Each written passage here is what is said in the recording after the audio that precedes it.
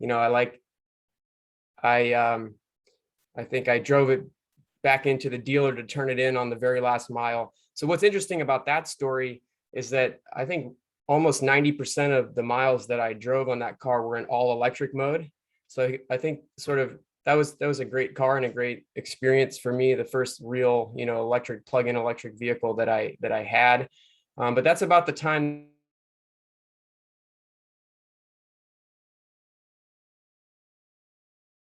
So that isn't to say that there's not a great place for plugins. And that was a great car. And my parents still have a Chevy Volt. But it occurred to me that the simplicity, kind of the elegance of the all electric platform was going to be the future. So my next step was I tried that out. I got an e-Golf and leased that one too. I drove it every day back and forth to work, 25 miles, each way. And really, really enjoyed it. I think that's still probably one of my favorite cars of all time. But it also was sort of, painfully clear to me the limitations that still existed. So it's a great practical kind of elegant solution to a car, but really the battery wasn't ready. So it's 100 miles, not enough range, no fast charging, right? Kind of only limited use. And that really sort of drew me in. How do we solve that problem? So today I'm the proud owner of a Tesla Model 3. I love it. I really have to compliment Tesla for what they've done in kind of advancing this industry. I think we've come a long way at solving some of the problems. The range is higher, charge time is better, but I think we're not all the way there. And so that's some of what we're going to talk about in this presentation. So that's my story. Hopefully I'll get to hear some of your stories at the end as well. So without further ado, let me jump in. So I'll start with a little background on Quantumscape. The company is based in San Jose. We have an office right across from the airport down there. In fact, we just leased a much bigger facility, 200,000 square foot facility, where we will build our first pilot manufacturing plant. We were founded back in 2010, so a little bit over 10 years old. The technology was spun out of research that was happening at Stanford by a student named Tim Holm and his advisor, Fritz Prinz. So they partnered up with an entrepreneur named Jagdeep Singh, who's done a number of technology companies here in Silicon Valley. And what's interesting about Quantumscape is that from the very beginning, the mission was really clear. Let's not just try to build kind of an incrementally better battery.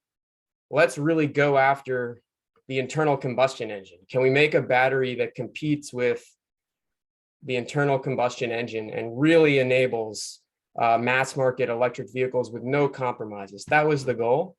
And of course, it wasn't easy. So I joined in 2012. And as Ben mentioned, I was a scientist working on electrolyte materials. So I was one of a handful of folks who helped develop our solid electrolyte that now is kind of the core piece of our technology. And we just kept our heads down, focused in the lab on trying to solve that problem. Things have changed a lot over the last couple of years, especially. So, we're no longer 20 people. We're now approaching 500 people. You may have heard that we became a public company just about a year ago, and that has helped provide the funding that we need to kind of finish the job and really to build the first factory that's going to scale up these batteries and hopefully put them into vehicles. So speaking of manufacturing, I think it's also nice to highlight our relationship with Volkswagen. We've had a long-standing partnership with them. They're, of course, one of the largest automakers in the world, one of the largest manufacturing companies in the world. We've been fortunate to have kind of built a collaboration with them over the last 8 or 9 years, in fact. And recently we've formed a joint venture to build our first full manufacturing facility that will be built in Germany, in fact. A couple other things that aren't on this slide that I think are interesting. You may have heard just this week, we announced a second partnership with another top 10 automaker. So we're starting to kind of really build some momentum there. And we recently hired a new head of manufacturing who comes from the Gigafactory. So this joint facility between Tesla and Panasonic up in Reno. So she worked for Panasonic and headed their manufacturing engineering there. So comes with great experience producing over 2 billion lithium ion cells per year at that facility to help us kind of scale up to the same level. So that's the company's background. So why solid state? What are we doing, and why should you care about it? So I think being in this talk today, I think we're probably all interested in EVs and sort of see this transformation coming. I think there's no question that the auto industry is going to be revolutionized, which is pretty exciting to think about. We see this in the statements from, I'd say, almost all the major automakers, but not just their public statements, also their commitments. So there's been financial commitments to build factories, to design new vehicle platforms, to place POs. And so I think this change is coming, which is fantastic. But it's also important to realize that we're just at the beginning. So especially for those of us here in the Bay Area, I like to joke that driving up and down 880 through Fremont, we're near the Tesla factory, all you see is Teslas, right? So it feels like we're further along maybe than we are. If you zoom out a little bit to the rest of the country or the world, it turns out that we still have a long ways to go. So just looking at the numbers from last year, I think only 3% of the 100 million cars that are produced every year were electrified. And I guess it's our view at Quantumscape that there's still work to be done on the battery, which I sort of alluded to before, to go the rest of the way. So at the end of the day, we got to compete with the internal combustion engine to make this kind of a real practical solution for everyone.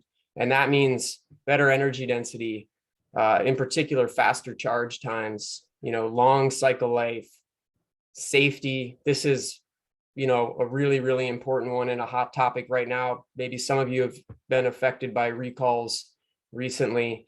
And then lower costs. So to get out of this kind of premium segment and enable something that everyone can buy. And so it's our view that the solid state lithium metal approach, and I'll talk about what that means, is the key to kind of eliminating these compromises and going the rest of the way. So just graphically, this is kind of what that situation looks like here. If you imagine this parking lot of cars are all of the vehicles that are produced each year. We're still this little green corner down in the bottom left, and the goal is to find a way to get the rest of that parking lot. I think to do so, you really have to think about 5 different things, and those are listed on the right. And again, mass market adoption means competing with the incumbent, with the internal combustion engine. So our view is you need more energy, and in particular, that means more energy density. So you need to be able to fit more charge in the space that's allocated for the vehicle. So today we're seeing cars with over 300-mile range, which is great. But if we can store even more energy, we can either extend that range or we can make smaller vehicles, which is certainly useful as you think about city cars and other applications around the world. We need more power. And specifically, I think this means faster charge time. So those are very much related concepts. If you've driven an EV, I know many folks listening today have driven EVs. You're used to like the fast response when you step on the pedal, and that is power. But it turns out that today we're still limited in our ability to recharge these cells. So maybe the state of the art is around 40 minutes to go for a kind of full charge. And you're competing with like a 10-minute stop at a gas station. So we need to find a way to do that faster. Of course, cost, we talked about this before. The real mass market cars throughout the world are going to be less than $30,000 total. Today, I think we're still really limited by the cost of the battery. Lifetime is important, needs to last the life of the car. And then safety, that's probably the most important of all. So this, what turns out to be sort of a reactive system, the traditional lithium ion system, could be improved. And so I'll talk about that. So I wanted to spend a few minutes looking at the structure of a lithium ion cell. So what I've done here, this graphic on the left, is kind of a zoomed in view of the basic unit of a lithium ion cell. And I don't want to bore you with too many details, but to kind of explain how this works, you've got a few layers, one on top of the other. And the basic units are 2 electrodes and an insulating separator between them. So I'll point these out. In fact, maybe I can get a laser pointer. Let's see if this works. So on the bottom is, in this picture, is the cathode. And so this is a porous composite, and it's composed of these particles, which are a metal oxide. So you may have heard the terms NCA or NMC. These are metal oxide composites, and they are a host material for lithium ions. So we can fill them up basically with lithium, and that's how we store the charge. On the other side, we have the anode. This is very commonly graphite, maybe with a little bit of silicon. And it's also what we call a host material. So it basically has a crystal lattice structure, which is like a rack of shelves. And on those shelves, we also can store lithium ions. Between these, we have a separator. And it's important that this is electrically insulating. So we want to force the electrons to go outside the circuit. And that's how we power our device. So it's electrically insulating. It's a plastic material. We call it a polyolefin. Turns out that's very much like a trash bag. So it's kind of stretched thin and it's full of holes. And then throughout this whole system is flooded an organic liquid electrolyte. And that liquid electrolyte is the medium through which the lithium ions can travel back and forth between the anode and cathode. Turns out that liquid electrolyte is a flammable reactive material. So there's sort of very few materials that you can use that serve the right function here. And that's a reactive component. The whole system is capped with 2 metal foils, and these are what we call current collectors. This is how we get the electrons in and out of the battery. So that's the basic function. And if I refer back to kind of these key requirements, it turns out that, some part of this structure is limiting in each case. So we can kind of go one by one. The energy is ultimately limited by those host storage material. So you can kind of see they take up a lot of space and a lot of volume. It's almost like those racks where we store the lithium ions are too big, take up too much space. So if we could find a way to slim that down or even get rid of that host material entirely, we'd be able to store more energy per space and weight. Fast charging or power is limited by the speed with which we can get the ions into those host materials. So it's like you have entryway to your storage facility, but the door is too small. Okay, so if we could find a way to sort of change that situation, change the architecture, we could get faster charging.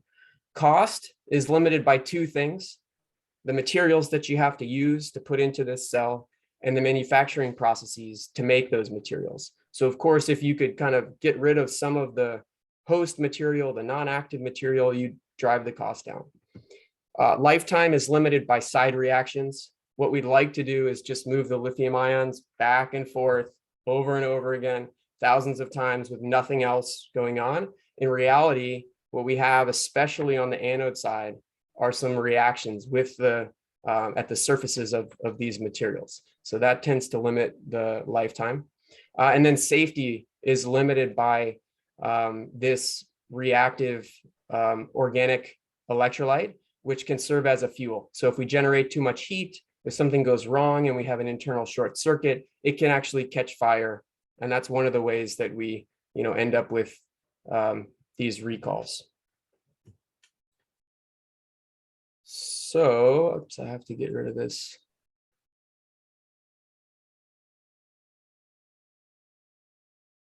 There we go. So now let me talk about the advantage of the lithium metal approach. This slide is actually not Quantumscape's. This is a BMW slide that they published in 2015, so just a couple of years ago. And I'll talk through kind of what this says. So on the bottom, what we have are a range of different cathode materials. And these are include sort of the conventional materials right in the middle. NCA is the material that's actually used in today's Teslas. Right next to it, NMC 811 is a very common material you'll find in many other electric vehicles. And then we have kind of all of the rest of the high energy cathodes that are being investigated today. And then each one of these curves represents a particular anode choice. And on the y-axis is the energy density that you can get practically from that system. And what you find is with today's anode, the graphite anode, you kind of hit this ceiling of a little over 200 watt hours per kilogram. If you introduce some silicon, which is this second curve, you can do a little bit better. But as you continue to improve the cathode, you have to continue to add more and more host material, more and more racks for storage of the lithium ions in the anode. And you can never really get beyond about 300 watt hours per kilogram.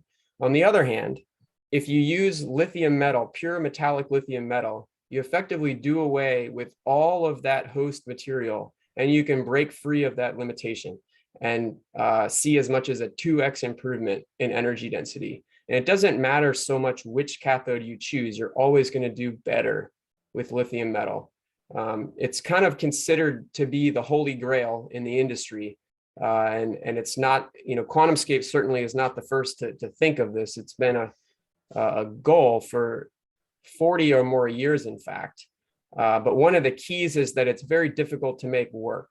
So because of lithium's properties, it turns out that you need a solid state separator to really get it to function without reacting, forming dendrites, and failing. So we'll talk more about that in a second. This is what it looks like if you can make that lithium metal anode work. So I copied the lithium ion structure again on the left, and then basically to scale, the solid state lithium metal system that Quantumscape is working on looks like these pictures here on the right. And so I'll start you with the center picture. This is what it looks like when we fabricate the cell in the factory. So we start with a cathode material that's actually very similar to conventional. So it can be based on NMC, nickel, manganese, cobalt. It can be based on lithium iron phosphate or some other chemistry. But on top of it, instead of that porous separator and a hosted anode structure, we just have a single sheet of solid electrolyte. So it's a fully dense solid that is impenetrable by any liquids or gases for that matter. On top, all we need is a current collector. So in this case, as you can see, there's basically no anode at all. It's pretty interesting structure. So to form the anode, we actually have to charge the cell up. So we build the cell and we do its very first charge, and in situ, this green, fully dense metallic lithium layer forms. Because we don't have the host structure, all those racks for storage of lithium ions, it ends up being significantly more dense than the conventional lithium ion system. We've basically drawn it to scale here. It's between 30 and 40% more dense for the same cathode material. So that's obviously beneficial to energy. There's a few other advantages. Because we don't have to make an anode, we've eliminated the material that's required and the manufacturing cost for 1/3 of the whole system. So there's some benefits there to cost. It turns out that there's also benefits to rate. So I mentioned earlier that the rate limitation is often due to the lithium ions having to enter this host material. So now we've gotten rid of that host material and we have just a single interface over which we have to transfer lithium ions. And so if you make that interface efficient enough, low enough resistance, you can overcome some of the power challenge as well. So there's some other benefits to this. So most of the kind of innovation here is around two parts to the system: the ceramic electrolyte and the lithium metal anode that goes on top of it. It turns out that you can use almost any cathode with this design that you want. So I alluded to this earlier. You can take the highest energy cathodes that are available and make a cell that would be, fantastic for long range, for example, in a vehicle. But you can also use something else. So if lower cost is more important, you can take a cheaper cathode material and you still get the benefits of higher energy density and better power. As cathode research evolves and new materials are discovered, you can also take advantage of those and sort of continue to evolve this platform.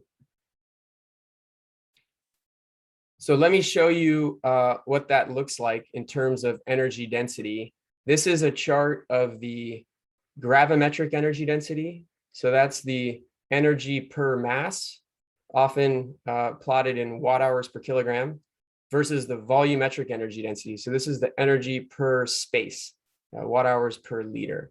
And these are very conventional chemistries. You may have heard of them. I'll start in the bottom left. Lithium iron phosphate is interesting. It's a low cost material. Iron in particular is very abundant, very cheap, and it's also very stable. So it has really long cycle life. Tesla, among other companies, have talked a lot recently about starting to deploy this in future vehicles. The downside is that it's lower energy density. So it falls, kind of in the bottom left of this chart. Other chemistries further up to the right are more common in EVs today. So I mentioned NCA, that's nickel, cobalt, aluminum oxide. That's most common in Teslas with among the longest range of vehicles on the market. NMC is a very similar material, a little bit more stable, made of nickel, manganese, cobalt, and it's just a little bit worse in terms of energy density.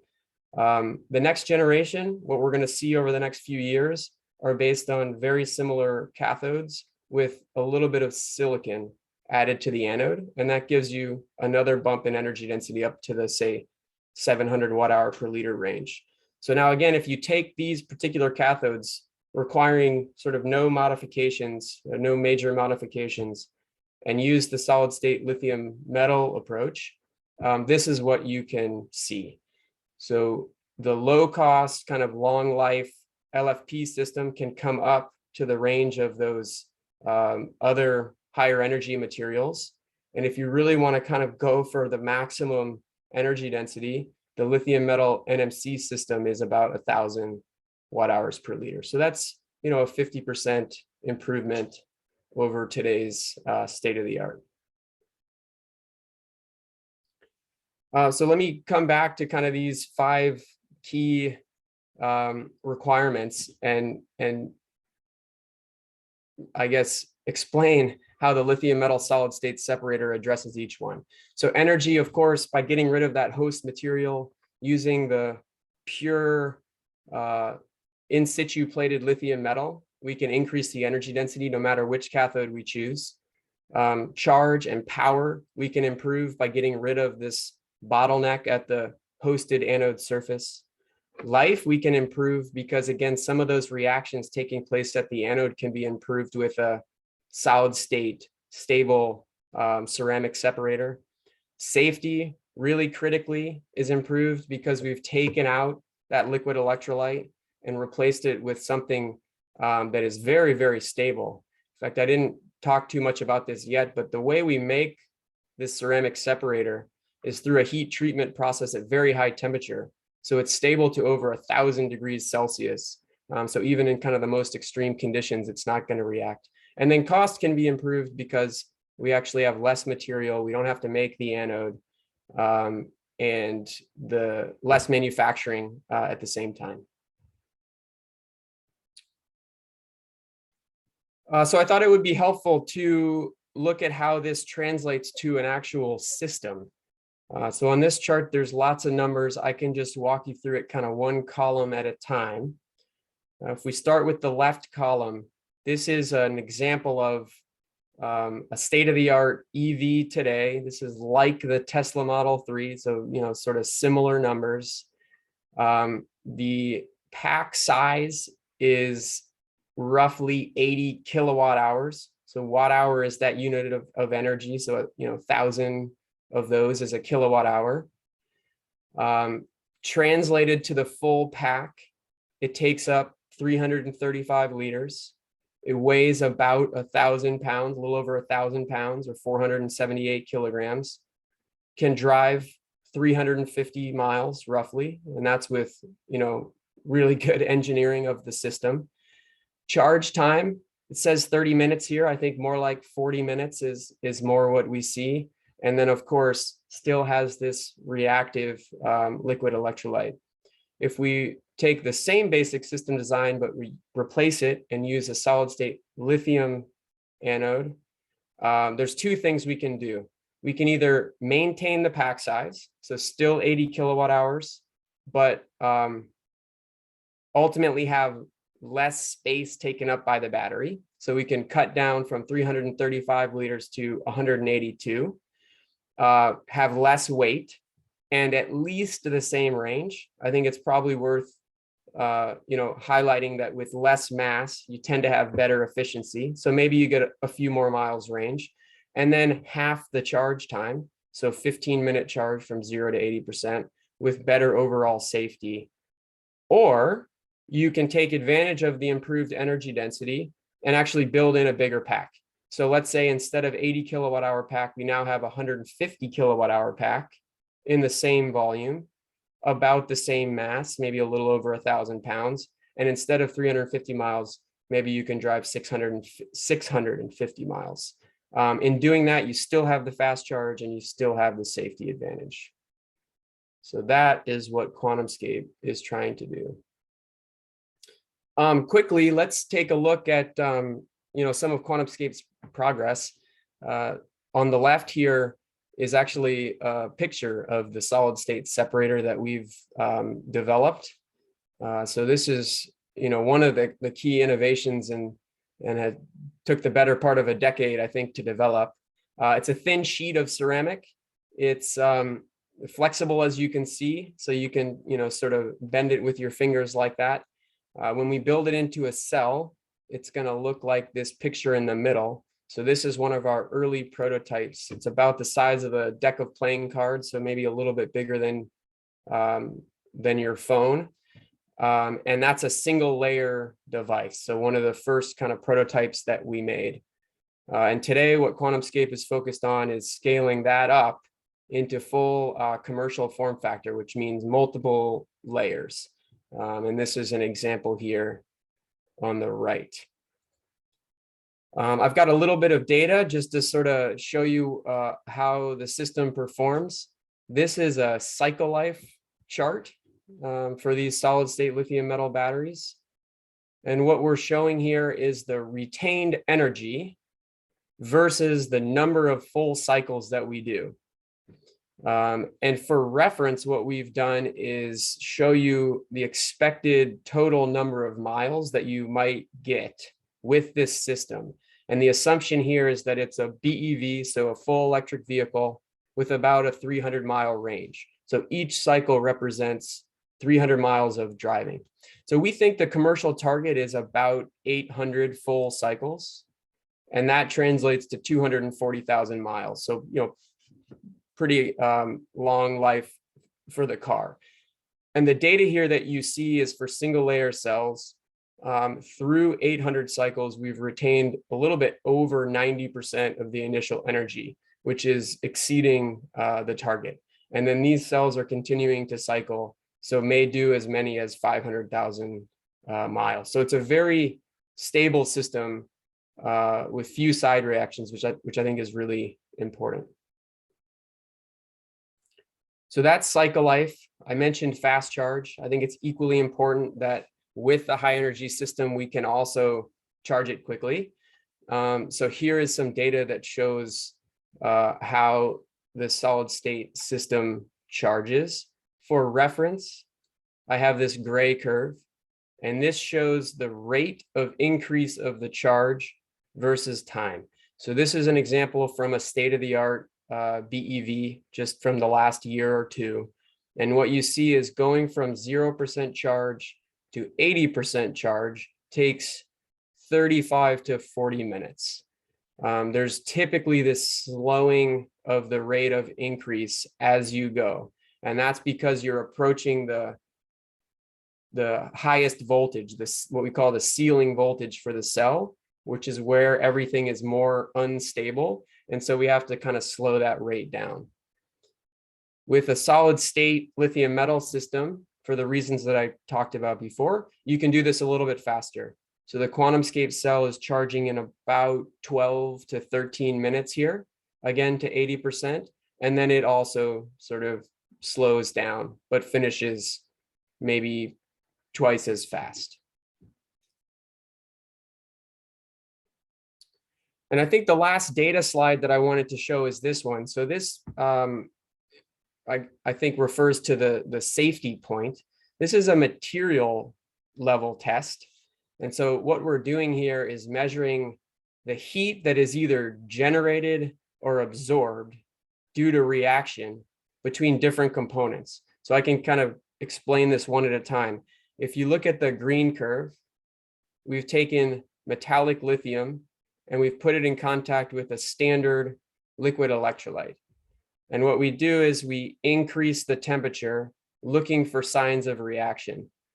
And if you see kind of a drop on this chart, that's what we call an exotherm, or the release of heat. And we can measure that very precisely. So in this case, around 170 degrees Celsius, there's a huge reaction between lithium metal and a standard liquid electrolyte. And this is one of the reasons why we've had battery fires out in the field. By contrast, if you take Quantumscape's solid state separator and you do the exact same test with the same materials, the same amounts of materials, you heat this system up, instead of seeing heat released due to reaction, you actually see a little bit of heat absorbed. This is the melting of lithium. It happens at about 180 degrees Celsius, and then nothing else happens. So there's no reaction here. So it's very, very stable material. And fundamentally, I think that's the key to improve stability of the whole system. I wanted to just touch on cost quickly and not get into too many details, but Quantumscape's internal analysis shows that by eliminating the host materials for the anode and the manufacturing, there's a whole manufacturing line that's required to make a traditional anode. By getting rid of that, because it's kind of an in situ generated anode in our case, we can reduce the overall cell cost by between 15 and 20%. So the cathode is basically the same. Instead of the conventional electrolyte, we have to make our solid electrolyte, which has some differences, but all in, it's a little bit of a cheaper system with, of course, the other advantages. Talk about Volkswagen for a minute here. As I mentioned earlier, we formed a 50-50 joint venture, like an independent company with Volkswagen just a couple of years ago. And through this JV, we will build our first factory. So we're really excited about that. The factory is going to be based in Germany. Before that factory comes online, we'll have a what we call a pilot manufacturing facility based here in San Jose. And that will allow us to kind of learn the processes and start to develop them for scale. So that part's already underway.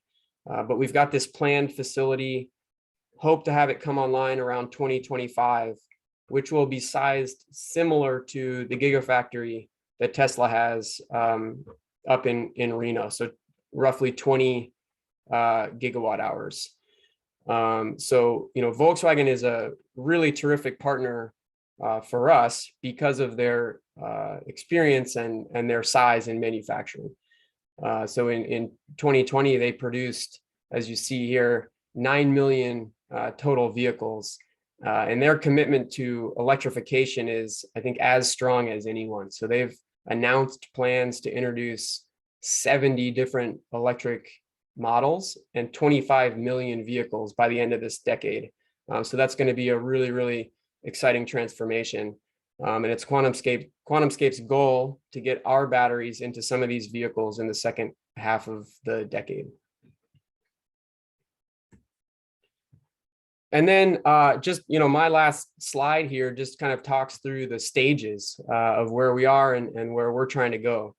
Right now, we're really still in engineering mode, so relatively small scale, making prototypes, working out kind of the remaining kinks in this system and preparing for manufacturing.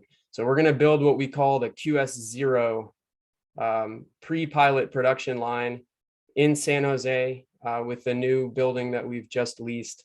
And this one will be capable of making a few 100,000 cells per year. And that sounds like a lot, or it sounded like a lot to me when we first started talking about it. But to really get where we want to go, we need to be making literally billions of cells per year. So it's a pretty large undertaking.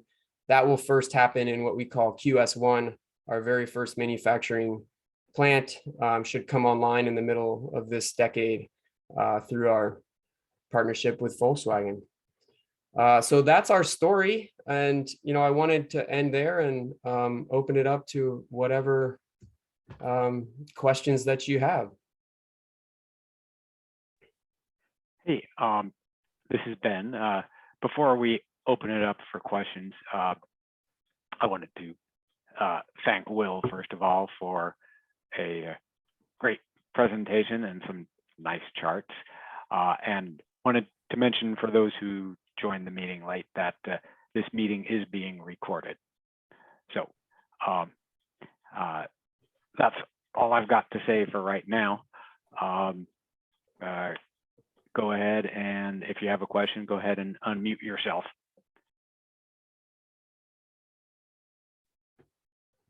I wanted to ask, it sounds like this will not be in cars until probably maybe the middle of this decade, or is that what you were saying, Will? Yeah, that's about right. Okay. It turns out that regardless of the particular technology, whether it's traditional lithium ion or solid state, it's a pretty capital intensive business. You got to buy large tools. They have significant lead times. So what we hope is to have test vehicles on the road, relatively smaller volumes before the middle of this decade. But I think it's going to be until 2025 that, you and I get to drive around in them. Okay. I wanted to find out if we could talk further later, because we just produced a feature film called Lead the Way, where we have solar powered EVs in the film. What we want to do in the sequel, which we hopefully will be producing within the next few years, is a whole city that uses solid state batteries, okay, so powered by the sun, that runs a city and vehicles in the city that run on the sun. So I'm very much interested. I want to make it very realistic, and maybe we can even have a prototypes, in the film. So yeah, please let's talk about it. Reach out to me afterward. Yeah, thank you. Okay, I'll put my my email in the chat. Okay. Sounds good. Yeah, thank you. So I have a question. My fundamental question about solid state batteries is that ions are molecules. How do molecules get through a solid separator?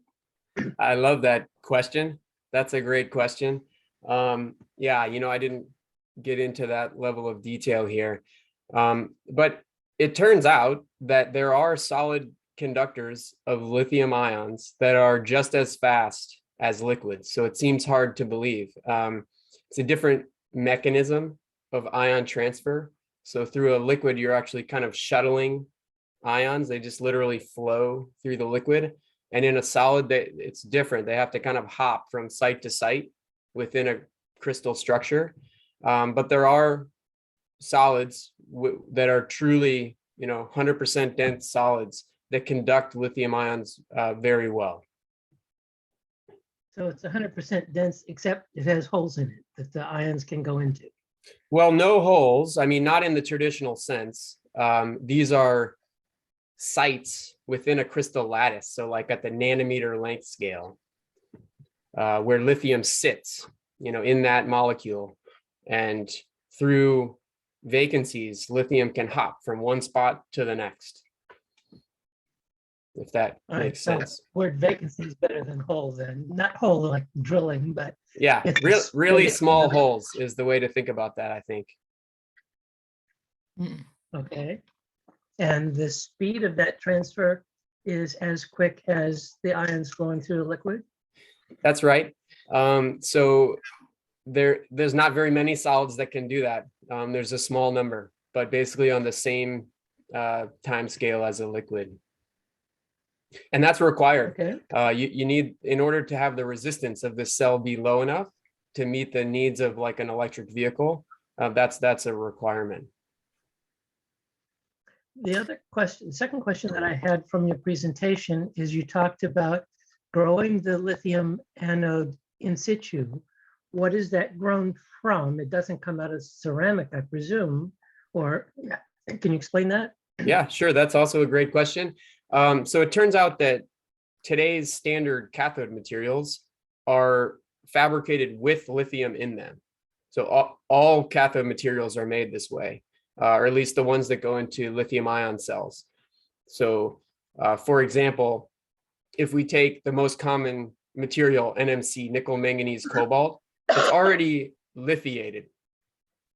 Okay, so it has all the lithium that the battery will ever need in the cathode before you even make the cell. And so we use the same principle. So when we charge the cell up for the first time, those lithium ions come out of that host NMC material. They move through the separator and they plate on the anode. Does that make sense? Oh, may I ask a question? Please. So is there going to be a lot of expansion contraction because of this solid state?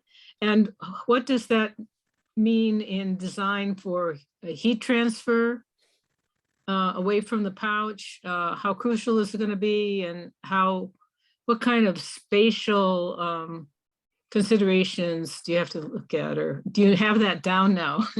Yeah, there's like more great questions. These are sophisticated questions. So the answer is yes. I think fundamentally there's no way to avoid the fact that that unit cell, the stack itself, has to increase as we plate, because you saw the picture. We go from literally no, that's not an exaggeration, no lithium metal in that discharged state as manufactured, and then we plate between 20 and 30 microns of lithium on each layer. So you have to accommodate that that thickness change. And so this is one of the main focuses of a whole team of engineers that we have. How do you do that, to survive the whole life of the cell in the vehicle cost effectively? So I can't, go into the details of how we do it. But we think that problem is solvable. Thank you. Mm-hmm. So does this work only in the pouch format then? If you had a whole bunch of layers in a cylinder, would it not work because of that expansion? Yeah, so we don't think that a cylindrical cell is the way to go with this chemistry for the reason you just highlighted. It doesn't necessarily have to be in a pouch, but it will be in a prismatic format.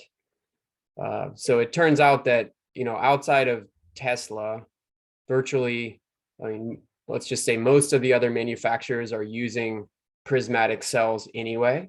So that's kind of the direction that we are going. So I'm not sure how this question and answer thing's going, so I'm just gonna speak up. I don't see any hand raise or anything. Hi, I'm Beverly Deschaux. I'm the president of the Electric Auto Association, California Central Coast.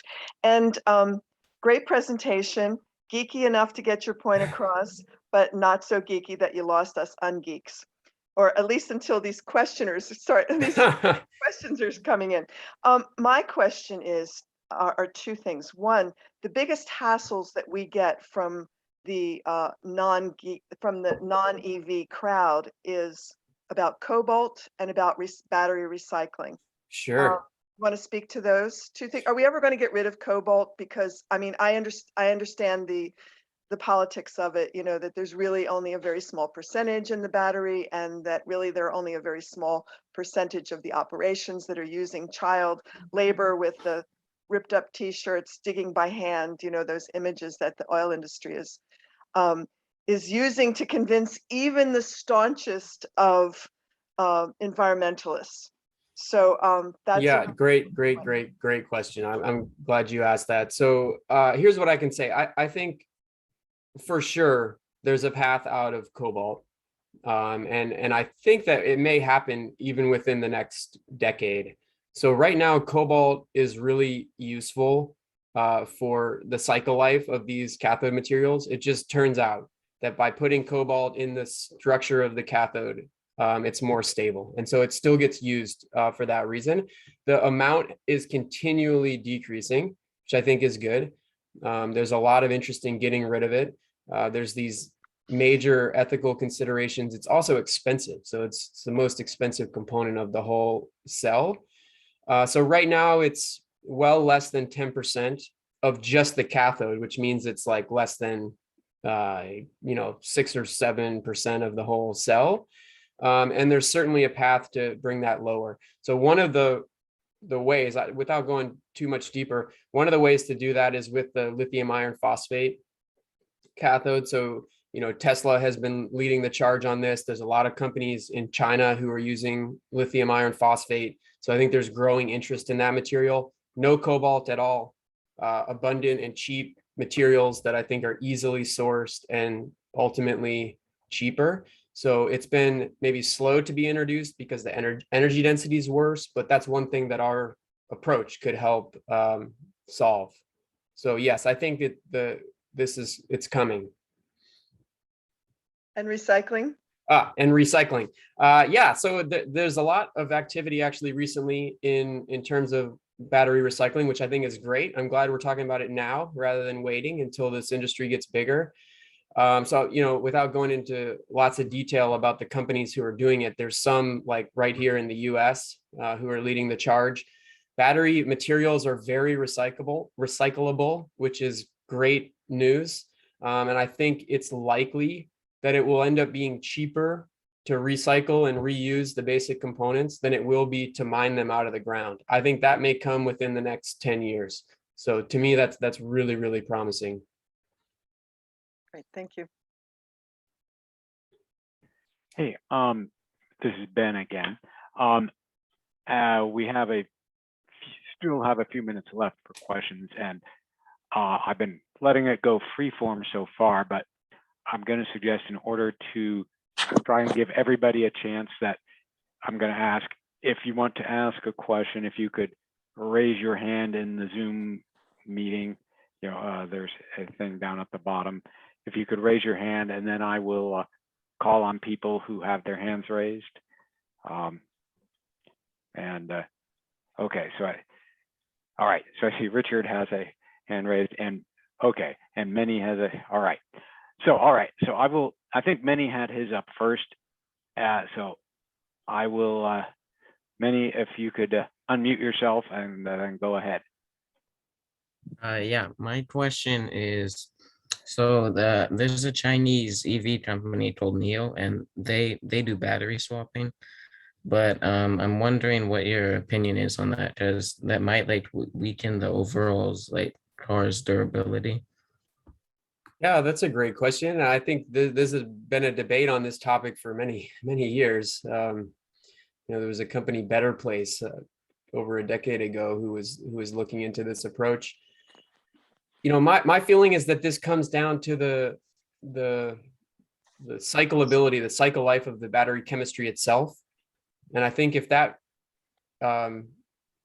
issue can be solved, I guess there's two factors. Let me back up. So if you can charge quickly, I think this problem goes away. Maybe that's the place to focus, right? So today, this 40-minute limitation can be a major one for people, right? Like you're used to just driving into the gas station, in and out, and it's less than 10 minutes.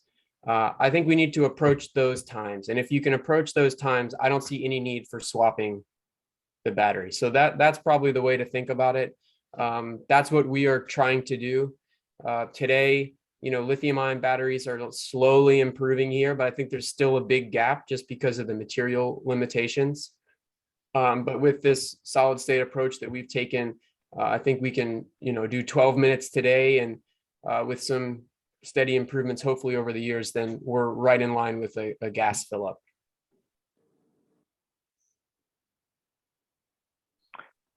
Okay. Hopefully that answered your question. Yeah. Okay. All right. I think Richard is next.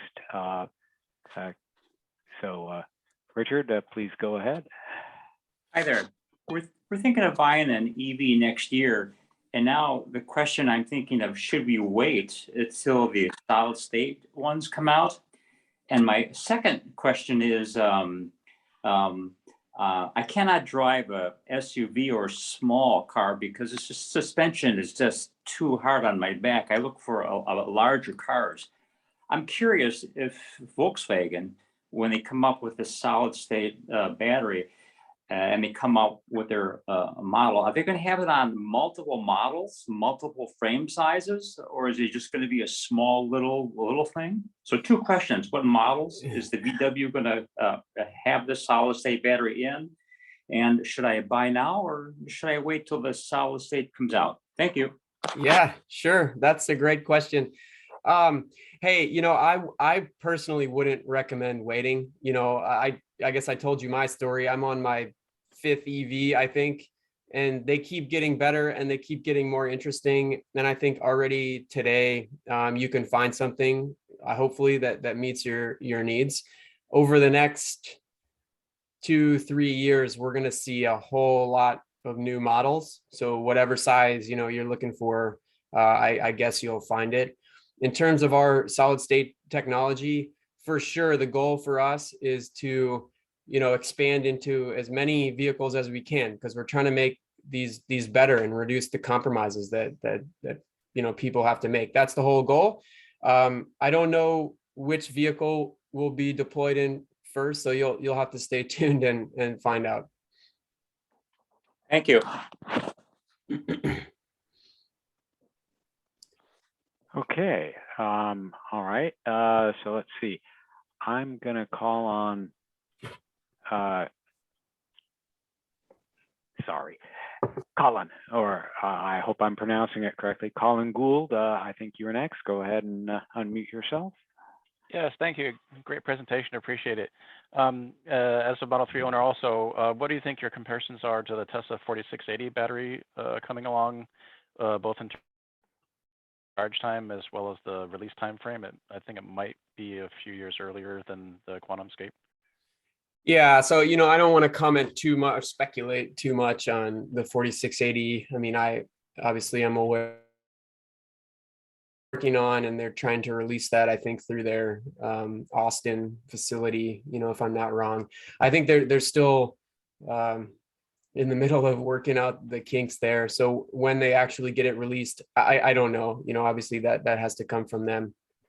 The basics of the improvements, I think, that I talked about, you should still see with our technology.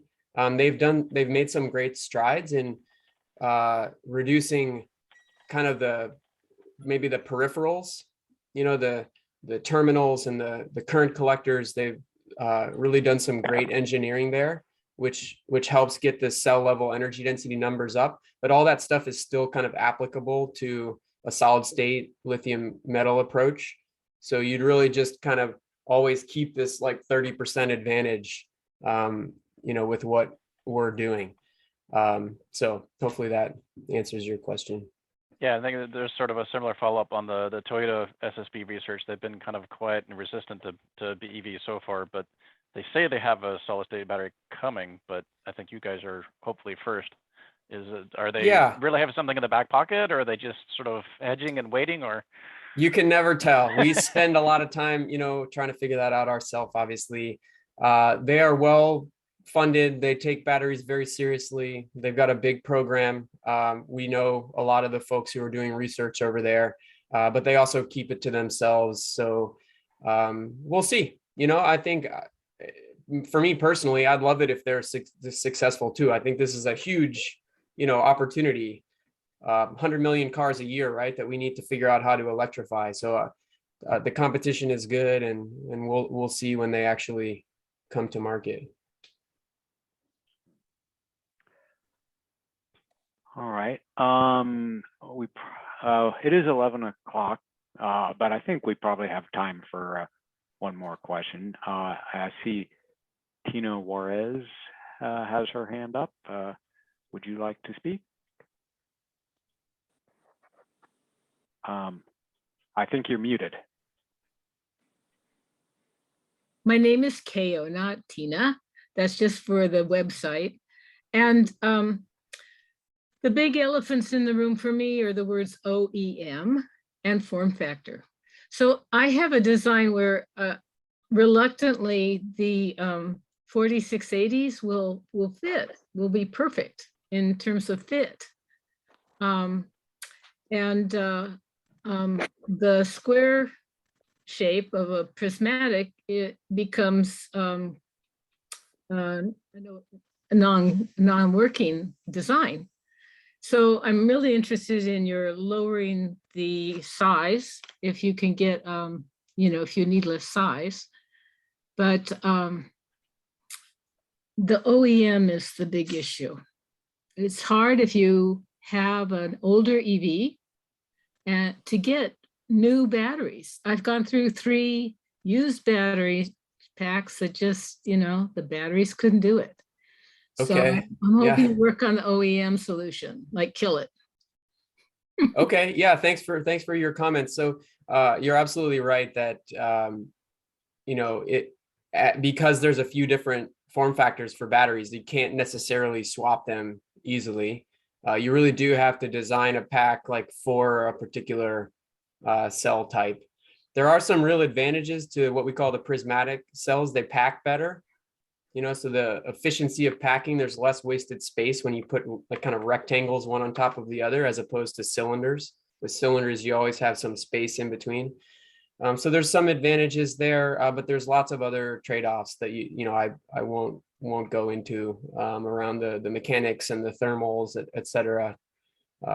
So we may not be able to go into sort of every vehicle as a replacement. I think the way this will likely go is that a vehicle will be designed, purpose designed for a particular cell, and that cell should last the life of the vehicle. That's kind of what we're trying to do. The hexagon is a beautiful shape. That's right. Yeah, that's right. Very elegant, fits, good packing factor. Yeah. Will, could you perhaps explain what prismatic means in the sense that you're using it here? Yeah, sure. That's a conventional term, so I apologize if that didn't make sense. Basically, it just refers to like the shape. Square sides, kind of a flat rectangle with, a little bit narrower thickness. And that's what we call prismatic. So there's 2 basic types. There's cylindrical or prismatic, and that's kind of the world of EV batteries. And because of our ceramic solid separator, it doesn't wind the same way. So a cylindrical battery is actually wound up. It's those layers that I showed, and they're literal winders that just kind of zip them up, and then they fit into a little round can. And in our case, we will stack them kind of one layer on top of the other, and that is a different shape. Okay, great. Thank you. So, Will, I do want to thank you for being here today, and thank Quantumscape for making this possible. And the recording should be posted in a day or 2. I'll email out the location to everybody who registered for the event on the Drive Electric Week website. Or if for some reason, if you don't get it, you can email me directly, benwhite@sunnyvista.net. I'll type that into the chat.